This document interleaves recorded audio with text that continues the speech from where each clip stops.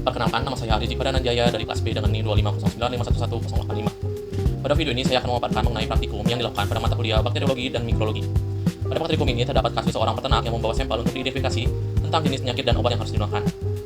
Ayam yang diternakan berspesies ayam petelur atau Gallus domesticus dengan strain Lohmann Brown, mempunyai umur 32 minggu dengan populasi 5.000 ekor. Berlokasi di Kecamatan X dan Kabupaten Y dengan jenis peternakan semi tertutup. Pemilik melaporkan bahwa sejak 5 hari terakhir ayam menunjukkan penurunan nafsu makan yang signifikan, atau pakan hanya tersisa 25 hingga 30%. Produksi telur turun drastis dari 92% jadi 78% dalam waktu 4 hari. Morbiditas diperkirakan sampai 15% dan mortalitas 2% atau 100 ekor mati dalam 3 hari terakhir. Pemilik juga menyebutkan adanya bunyi ngorok pada malam hari serta kondisi liter yang basah akibat kebocoran instalasi minum. Terdapat pemeriksaan fisik yang menunjukkan ayam tampak lesu dengan kepala menyusup ke dalam sayap, bulu yang kusut dan berdiri. Terdapat dyspnea dengan tipe penapasan abdomen hingga terdapat suara ngorok terutama saat ekspirasi.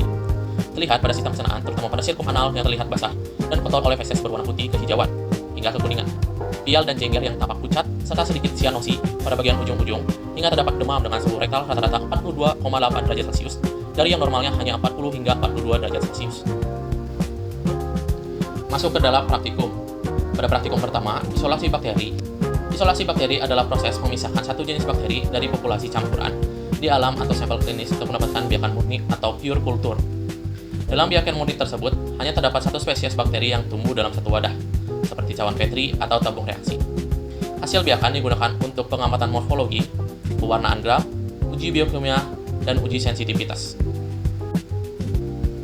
Lanjut ke alat dan bahan untuk isolasi bakteri. Yang pertama ada OSE, yang digunakan untuk mengambil bakteri dari sampel bakteri dan digunakan untuk menggoreskan pada media agar. Yang kedua ada Bunsen, yang digunakan untuk melakukan sterilisasi OSE. Yang ketiga ada 3 macam media agar. Yang pertama ada nutrien agar, McConkey agar, dan XLD agar. Yang keempat ada sampel bakteri. Yang kelima ada inkubator yang digunakan untuk menginkubasi media. Lanjut ke prosedur kerja. Yang pertama, nyalakan api pada Bunsen, lalu sterilkan OSE dengan memanaskan di atas api Bunsen hingga berubah menjadi merah. Jika sudah, dinginkan OSE. Yang kedua, ambil sampel pada media cair menggunakan OSE. Yang ketiga, buka media yang berada di cawan Petri. Goreskan OSE yang sudah berisi sampel bakteri ke media padat dalam cawan Petri menggunakan teknik gores atau strict red method.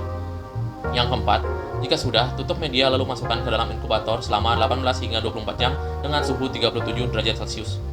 Yang kelima, lakukan pengamatan pada keesokan harinya. Lalu dilanjutkan dengan praktikum selanjutnya, yaitu adalah pewarnaan gram. Pewarnaan gram merupakan rangkaian dalam mengidentifikasi jenis bakteri dengan menggunakan pewarna untuk membedakan bakteri gram positif dan bakteri gram negatif. Dalam praktikum ini menggunakan 4 jenis larutan pewarna, yaitu kristal violet, iodin, alkohol, dan juga safranit. Lanjut ke alat dan bahan untuk pewarnaan gram. Yang pertama ada OSE, yang kedua ada media biakan, Aquades, larutan pewarnaan gram, Bunsen, gelas objek, spidol, serta minyak emersi. Buatlah lingkaran spidol, lalu dalam api Bunsen. Teteskan Aquades pada gelas objek. Panaskan OSE dengan api Bunsen. Lalu ambil sedikit bakteri dari media McConkey agar. Campurkan bakteri dengan Aquades. Lakukan cara yang sama untuk media nutrien agar.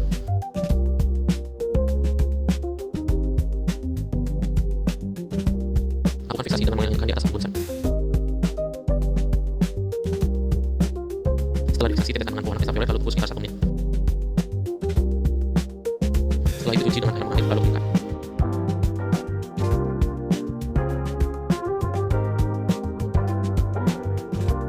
Dilanjutkan dengan netesis iodin dan tunggu sekitar 1 menit. Bila sudah, cuci kembali dengan air mengalir lalu keringkan kembali. Lanjut tetesi dengan alkohol lalu biarkan selama 40 menit. Cuci kembali di bawah air mengalir lalu keringkan. Lanjut teteskan dengan safranit lalu tunggu selama 2 menit. Lanjutkan lakukan pengamatan di bawah mikroskop. Setelah pewarnaan dilakukan dan dilakukan pengamatan melalui mikroskop, pada media nutrien agar terdapat sifat gram positif dengan bentuk bulat serta susunan menempel dengan selainnya. Lalu pada media McConkey agar, sifat gram adalah gram negatif dengan bentuk batang serta susunan tunggal. Lalu selanjutnya adalah uji katalase. Uji katalase berfungsi untuk menunjukkan kemampuan bakteri dalam metabolisme H2O2 atau hidrogen peroksida. Dengan hasil akhir akan mengeluarkan gelembung kecil hasil dari metabolisme yaitu H2O dan O2.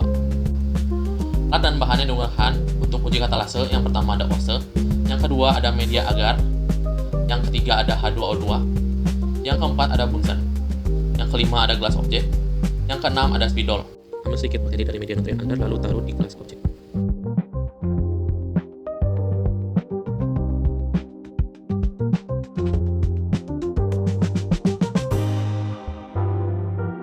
Teteslah larutan H2O2 atau hidrogen peroksida dan lakukan pengamatan apakah terjadi gelembung atau tidak. Lakukan hal yang sama pada media McConkie agar.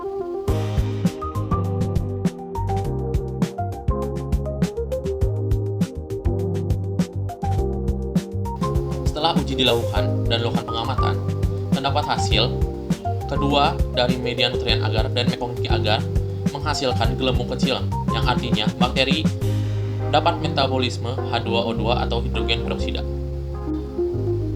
Uji selanjutnya adalah uji biokimia dan uji gula-gula. Uji biokimia dan uji gula-gula merupakan uji kemampuan metabolisme bakteri dari bahan kimia yang diberikan dan juga kemampuan dari bakteri di dalam metabolisme jenis gula yang diberikan. Lanjut ke alat dan bahan untuk uji biokimia dan uji gula-gula. Yang pertama ada OSE, yang kedua ada media agar, yang ketiga ada media TSIA, SIM, VP, MR, SCA, dan gula-gula. Yang keempat ada Bunsen. Yang kelima ada OSE jarum. Yang keenam ada reagen, Kovac, methyl red, VPA, dan VPB.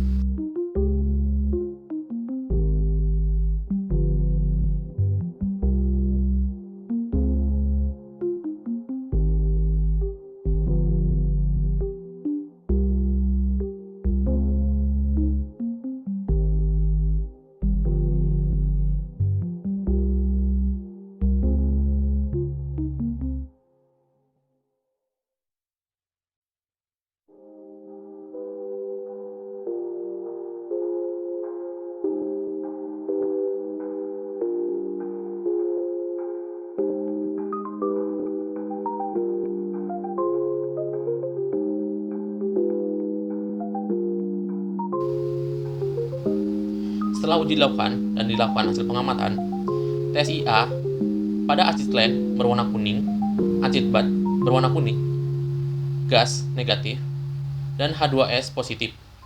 Pada media SIM, H2S positif, indol negatif, serta terdapat motilitas atau positif motil. Lalu ada MR. Pada uji MR menghasilkan hasil positif. Pada uji PP menghasilkan negatif. Pada uji SCA menghasilkan positif.